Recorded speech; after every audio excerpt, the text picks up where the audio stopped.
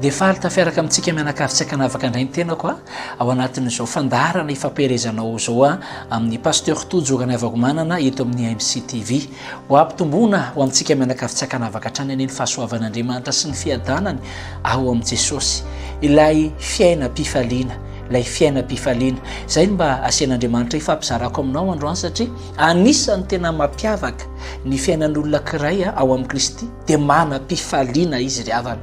Itsika dia mahita amin'izao fiainan'izao tontolo izao fa indraindray ohatra ny hoe miankina amin'izay zavatra hananany olona eo an-tanany na ny tsy hananany ny antony fifaliana fa rehefa manana an'i Kristy kosa tsika ka miaina amin'ilay fiainam-bavao tena ho tsapanao izany hoe wow, ay tena misy fifaliana ohatr'izany ilay manompo an'Andriamanitra, ay misy fifaliana izay tsy baikony ny vola sy harena, fifaliana izay tsy baikony ny trangan-javatra na fifanojon-javatra fa fifaliana miboboka miainga avy ao anaty ary io fifaliana io dia manomboka miparitaka amin'ny olona manodidina.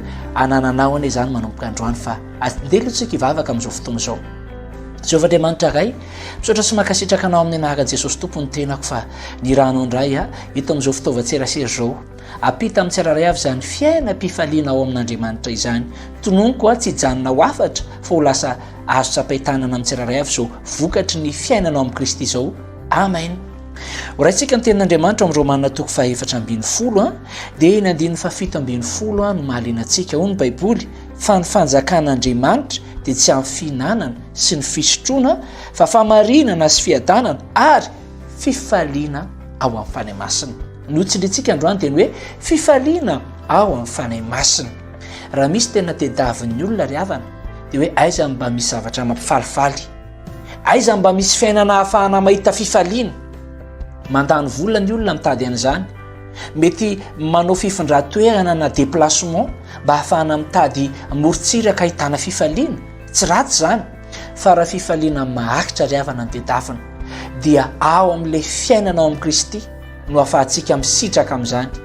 Jereo ny zavatra nitranga tamin'ireo apôstôly raha mbola tsy nidina ny fanahy masina tebiteby andro manalina fitaitainana fanahina tsisy ohatr'izany fa taoriana ny dinan'ilay fanahy masina mpitondra ny fiainan'Andriamanitra feno fifaliana izy ireo. Tsy niankina ntsony hoe manana ohatrinona na mipetraka amin'ny trano manao ahoana na ahoana ny considération-ny olona fa lasa olona manana fifaliana satria ny vokatry ny fiainana miaraka amin'i Jesosy ry havana dia fifaliana.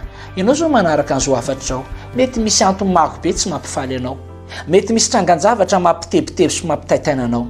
Avelao ny fanahy masina njaka ao anatinao ilay mpitondra fiainan'Andriamanitra dia ho fantatrao, ho tsapanao ary hijoro vavolombelona mihitsy anay ianao io hoe ay manam-pifaliana ohatr'izany le miaraka amin'Andriamanitra. Hoy ny boky ny Galatiana 5:22 fa ny vokatry ny fanahy masina kosa dia fifaliana. Raha avelanao manjaka ny fanahy masina izay mitondra ny fiainan'Andriamanitra ao anatintsika anam-pifaliana ianao. Tononoko sady izany hiaina amin'izany fiainam-pifaliana izany tsika mianakavy manomboka androany. Aza manaikitsony ianao hoe vao maraina dia sorosorena hariva tezitezitra amin'ny atoandro motomototra. Avelao Kristy sy ny fanahy masina anjaka fa tena anana izany fiainam-pifaliana izany ianao. Tahian'Andriamanitra tompoko hivavakitsika. Ray tsara indrindra misaotra sy mankasitraka anao any amin'ny afatra fondray ny arahanay teto.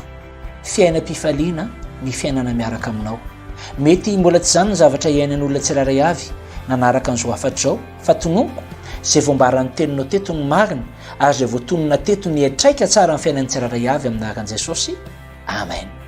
Tahian'Andriamanitra doro tompoko misaotra antsika ihany koa mizara an'izao afatra izao raha tamin'ny alalana réseaux sociaux no nanarahanao azy. Lasanao tsy resiny ho avinao.